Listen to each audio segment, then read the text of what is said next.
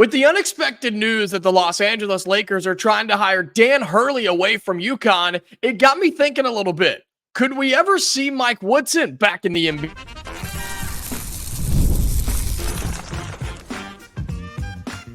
You are Locked On Hoosiers, your daily podcast on the Indiana Hoosiers. Part of the Locked On Podcast Network, your team every day. It is the Locked On Hoosiers podcast. I'm your man, Jacob Goins. I appreciate you being here, making this your first listen each and every day. We're a part of the Locked On Podcast Network, which is your team every day. Quick reminder, want to let you know we are in off-season mode here at Locked On the college channel, so it won't be here over the next couple of months, June and July. It'll be a few days a week, okay? It won't be every single day, but we're going to keep you updated. If any breaking news happens, we'll be sure to jump in. So keep that in mind with some work things and vacation and summer with not as much news going on. We will be back to a couple of days a week. The goal is 3, hopefully sometimes 4 as well, so keep that in mind. Today's episode of Locked On Hoosiers is brought to you by Game Time. Download the Game Time app, create an account, and use code LOCKEDONCollege for $20 off your first ticket purchase. Terms apply with Game Time. Well, as of this recording, the news that has been broken, and it has shaken the college basketball world, the professional basketball world, really the sports world, is from Woj. It was a bomb this morning. Breaking news, the Los Angeles Lakers are targeting UConn's Dan Hurley to become the franchise's next head coach and are preparing a massive long-term contract offer to bring the back-to-back national champion to the NBA. Wow, that is unbelievable. He is one of the, if not the best coach in college basketball right now, at a program that has been dominating over the last 25, 30 years. You just may not have noticed how dominant they've been for how long. But in the recent history, it's been the UConn Huskies, back-to-back national champions, a guy that has done it and been so good at what he does, recruiting and coaching and transfer portal, everything. Dan Hurley has been it. Now, as of right now, as of this recording, nothing has gone final. Dan Hurley has not accepted the job yet. Lakers have not officially signed him as their coach. Okay, it's just the news that they are going after him and doing everything they can and put pedal to the metal to go after Dan Hurley. But I started thinking here. I started thinking about how you've seen college coaches get to the NBA and you've seen NBA coaches go from the league to college. And you've also seen guys who have gone one way and then gone back, right? You've seen that happen before. So I started thinking, could we see Mike Woodson go back to the NBA? Could we see the Hoosiers head coach ever make an appearance in the association after he's done at Indiana? And it could be a number of things. It could be the fact that he stays at Indiana for the next 10 years and he wins a national championship. And for whatever reason, he is done in college and wants to coach in the NBA a little bit longer. He's getting up there in age a little bit. Or I think what would a lot of people say would be the more likely option is it just never gets off the ground here. It just never goes the way that he wants it to. And eventually Indiana and Mike Woodson have to part ways. And then the question would become, okay, would Mike Woodson call it a career? Would he go find another college job? Would another college give him a chance? Or would the NBA come calling again? Because not that Mike Woodson was a failed NBA coach by any means. He was in the league for 22 years between assistant coaching and head coaching. He was a head coach for 9 years with the Hawks and the Knicks combined. Saw himself get to the playoffs about 5 times, made it to the second round a couple of times, but was never really, I guess, able to break through and make a deep run in the playoffs. And so you've seen a trend, and I talk about this so much on my radio show, my daily show, where you see the NBA time after time after time. And the NFL does it too, but nobody's worse. And the NHL is really bad at this too. They are so quick. A team, an organization is so quick to hire a previously fired head coach from another organization. Take Doc Rivers, for example. Doc Rivers is the most passed around head coach I think I've ever seen in the NBA. The guy's coached at like 5 different places, and he can get you to the playoffs most of the time, but he can't win. in the playoffs most of the time. And then he's there for 4 or 5 years. They split ways. They fire him. He leaves, whatever. And then bam, it's 2 or 3 days and another NBA team has already picked him up. So the league has a history of hiring previously fired and you could say previously failed coaches. I don't put Mike Woodson as a failed NBA coach. I don't at all. But my question here is, would he go back and could he go back to the NBA? There's no secret that that's where he began. That's where he is bred. That's where he lives. And that's what his brain knows is NBA basketball. And he's had to adjust that as he's now been in the college game for a short amount of time. And he's done that pretty well. And I think he will continue to do that. And the thing that recruits talk about that we're going to get to in just a little bit is he prepares guys for the NBA because he knows what it takes. And so he's comfortable in the NBA. He's comfortable with those guys coaching and basically training professionals at what they do and at their craft of professional basketball. So could he go back? Would he leave Indiana if an NBA team came calling? I don't know. He's talked about how much he loves it here, how he loves being back home in Indiana, here in Bloomington, with being the coach of the Indiana Hoosiers. He loves it here. But there was a legit discussion just a few months ago about whether he was going to be the head coach here anymore. That was a legit conversation that you and I were having right here on this show, and people a lot bigger than us were having on the campus here in Bloomington. And so what if, that's my favorite game, what if he had been let go? What if they didn't bring him back? Would an NBA team call him? Would he have a chance to be an NBA coach? Would he go back and maybe be an assistant in the NBA, which he was for a long, long time? I don't know. I think it's very possible. And I think for a guy like Mike Woodson, who, yes, is getting older, he's not old, but he's getting older, I think he would really start to consider whether he wants to coach anymore, whether he wants to do that day in and day out for another handful of years, or would he think about just retiring and calling it quits and being done? I think he'd do it. I think if he had a chance, if it doesn't work out here, I think he would still try to get back and do something in the association just because he's a basketball guy. That's all he's ever known. That's all he's ever done. And those types of guys are just bred differently. Those people are just a different animal. They're a different cat, okay? They have to have that in their life. And I think he would try to do that. But the question that I proposed earlier, would Mike Woodson leave Indiana to go back to the NBA? I don't think so. I don't think he would. And I don't know if there's any NBA team that would even have him on their coaching board right now because I think they know the answer. I think they know the answer to that question. But all of this is stemmed by Dan Hurley being pursued by the Los Angeles Lakers, the head coach at UConn, trying to get to LA. As of right now, nothing official. That's the only thing we know as of this is that they are going after him. I don't know if he leaves or not, but it sounds like they're going to put a contract together that he cannot deny, which would be insane. Then that opens up a whole nother conversation. Who becomes the next head coach at UConn? That's a whole nother can of worms that we can get to later on. Well, coming up next on Locked On Hoosiers, some recruiting news for Mike Woodson in Indiana basketball. In the 2025 class, Darius Adams had some big comments about Indiana and some other schools that are pursuing him in that class of 2025. We'll have that coming up next on Locked On Hoosiers.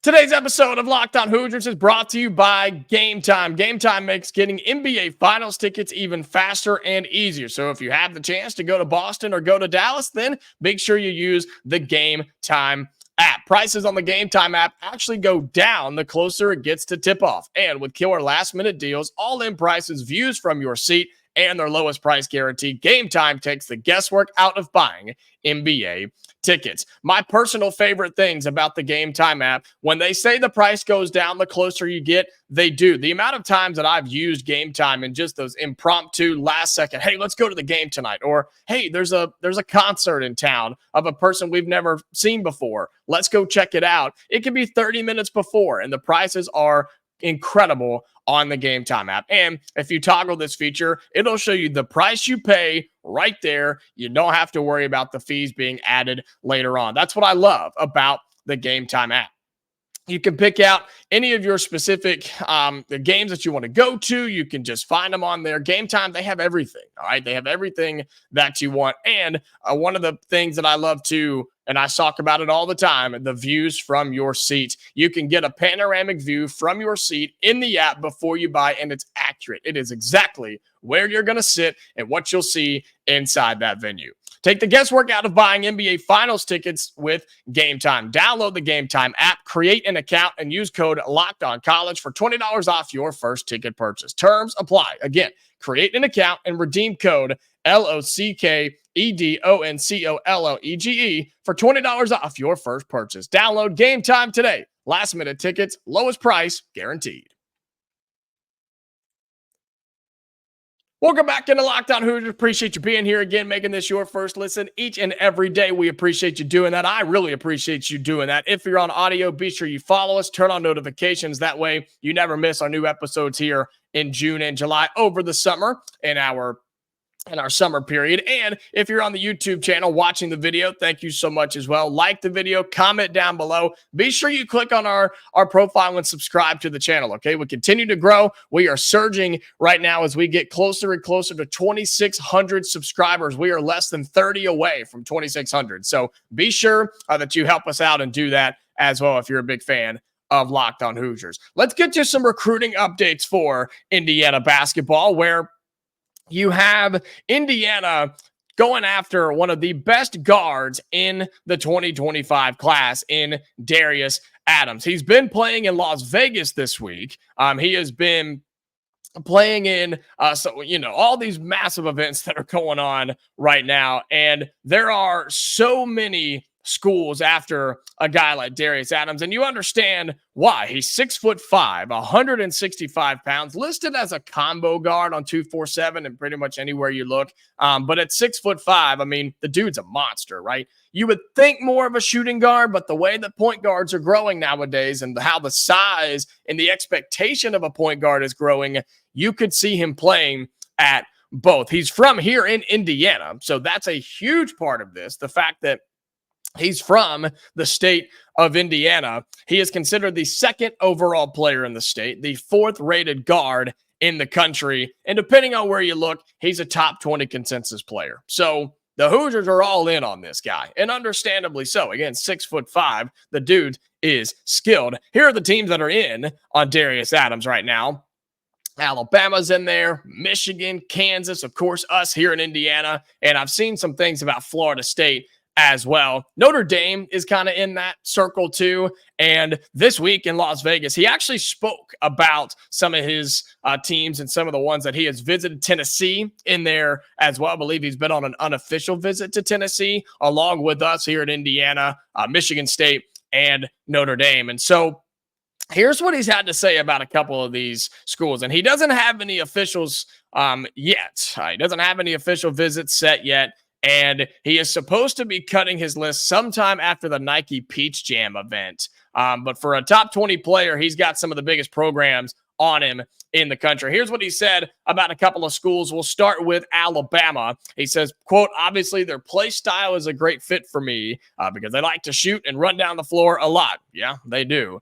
Coach Preston Murphy and the head coach recruit me the most, and Coach Murphy is a cool guy. He's come up here a few times to see me. Alabama and I believe Michigan have come up to his high school and actually seen him play and visited him. And so that's a big part of this. He spoke on Tennessee, says, quote, that relationship has been good. I've been in contact with the head coach, and he tells me to keep working and how they want to get me down to campus. They like to run their shooters off a lot of different types of screens, so it's a good fit for me. That head coach is Rick Barnes. Kind of weird that he's had two quotes about Alabama and Tennessee. He knows an assistant coach, but he says the head coach. I'm sure he knows who they are, but I don't know.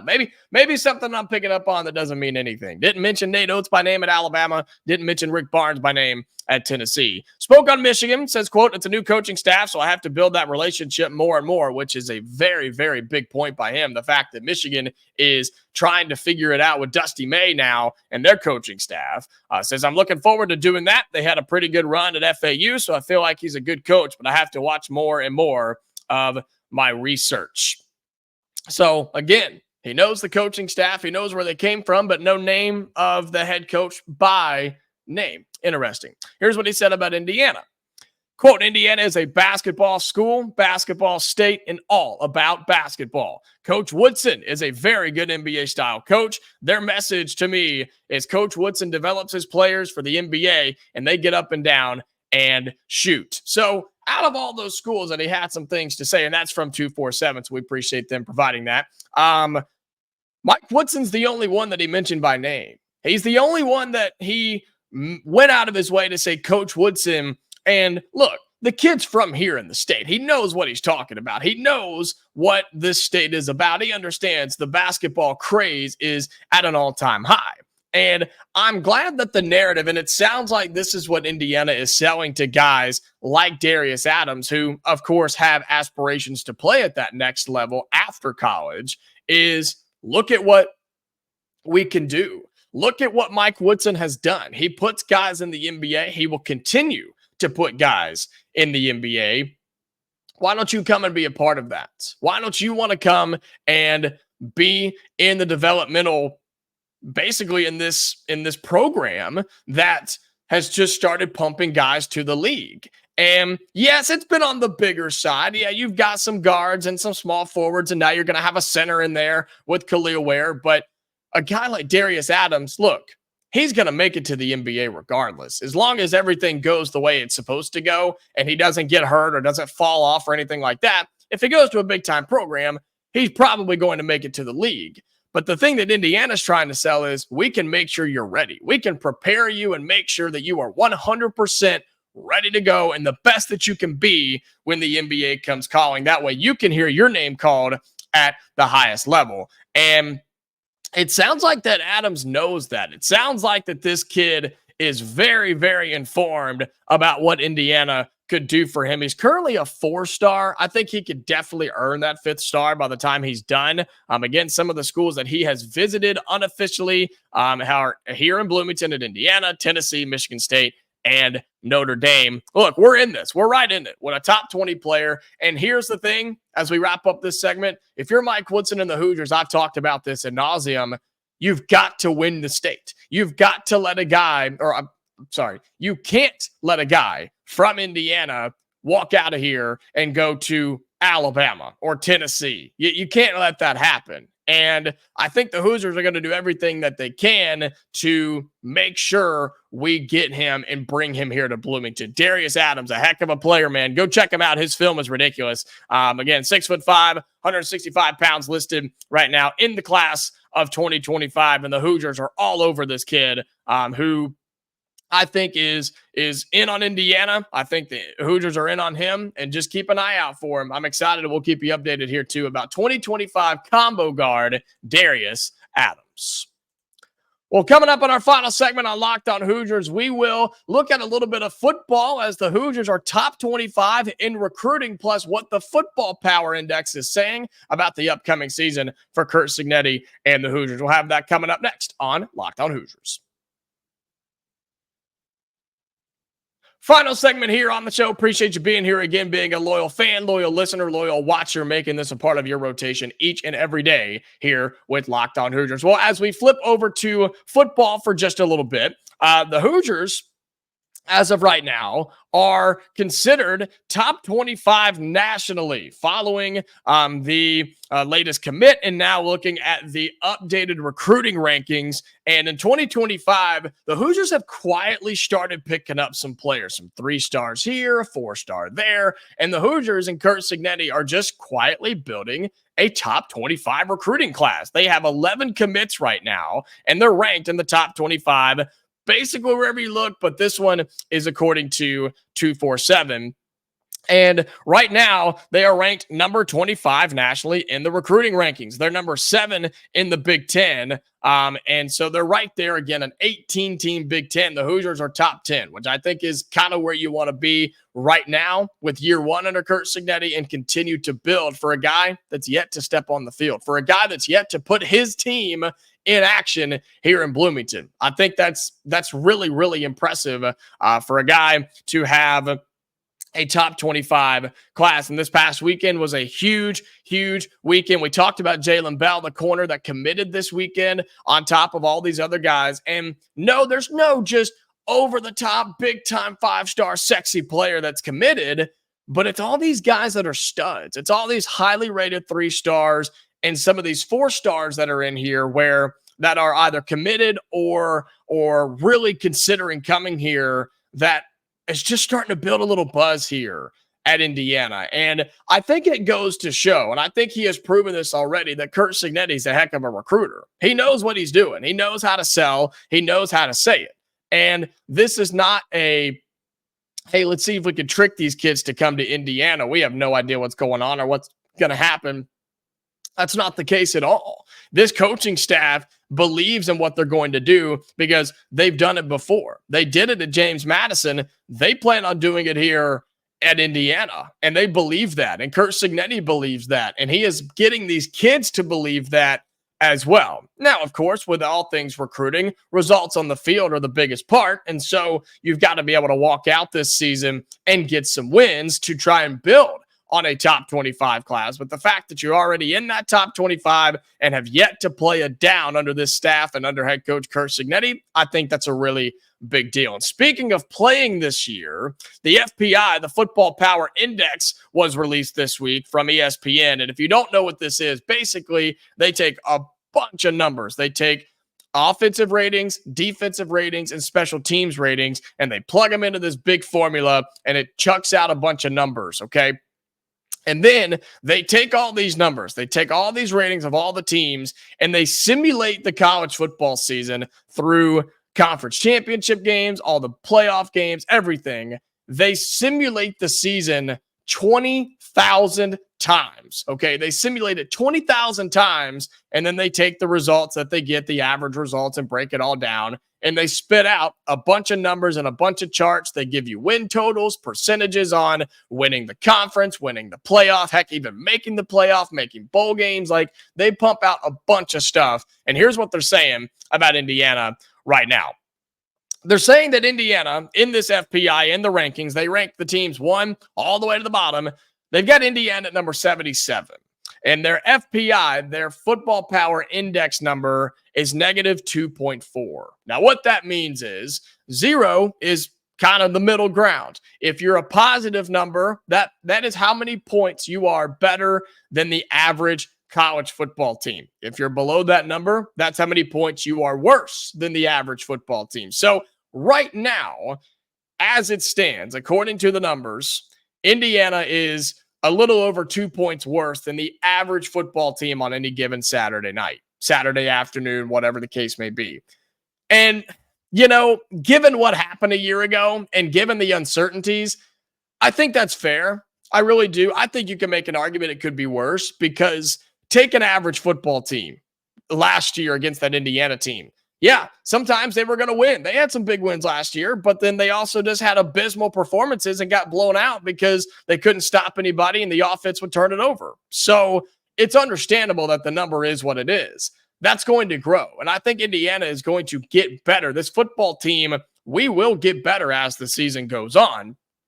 But they do have, again, I told you that they put all these different percentages about if you're going to win your conference or win a championship and things like that. Well, we're not super concerned about that right now here in Bloomington, but they did talk about whether the Indiana Hoosiers would make a bowl game or not, get that 6-win bowl game eligibility, the ability to make it to a bowl game, and they've put it on a 45% chance, a 45% chance to make it to a bowl game. And, you know, I guess that's fair. I guess that's okay. Now, given what the Big Ten looks like, and you can make the argument whether you even think that making a bowl game is worth anything anymore. I think you all know, if you've listened to this show at all, you know where I stand on that. But I think it is important for a year one head coach to make a bowl game. I will say that. But you look at the schedule, I'm pulling it up right now, FIU and Western Illinois. Okay, those should be 2 games that you get done and knocked out. Remember, we know the times on those. FIU on August 31st on that Saturday at 3:30, and Western Illinois that Friday night on September 6th at 7 o'clock. Then you go to UCLA. That'll be a tough one. There's no doubt it's a night game out in Los Angeles. You come back for Charlotte. So even if you take care of business in your non-conference games, there's 3. Now, that was not a given last year. That was not a given a year ago, but I think it will be more of a given this year. You have Maryland at home. You should have a chance to win that one. You're at Northwestern. I think you have a chance to win that one. You have Nebraska at home. I don't know what that's going to look like. Washington at home. It's going to be tough, but it's a whole new coaching staff. It's a whole new program now since Kalen DeBoer and everybody went to Tuscaloosa in Alabama. You're at Michigan State, who is going to be average, but you're going to be on the road. You have Michigan at home. That's a new look team with a new program. Now, they're still a good program, but they lost a ton of players. And, of course, Harbaugh now is back in the NFL. You do have to go to Columbus and take on Ohio State. That'll be tough. And you get Purdue here at home to end the season. And I think Purdue is going to be average at best. So I think a bowl game is definitely doable for Indiana. And I would put it as higher than a 45% chance. I'll maybe put it at a 50 to 55, maybe 60% chance that the Hoosiers will make a bowl game this season. It's no secret that the numbers don't love us. That's fine. They have nothing to love. We've given them nothing to be excited about. But I think Curt Cignetti has given you something to be excited about as the fan of Indiana. And I'm excited for the season. I really am. I can't wait to see what happens in year one. The expectations need to be limited. Okay, you can't expect to go out and win 10 games and all that.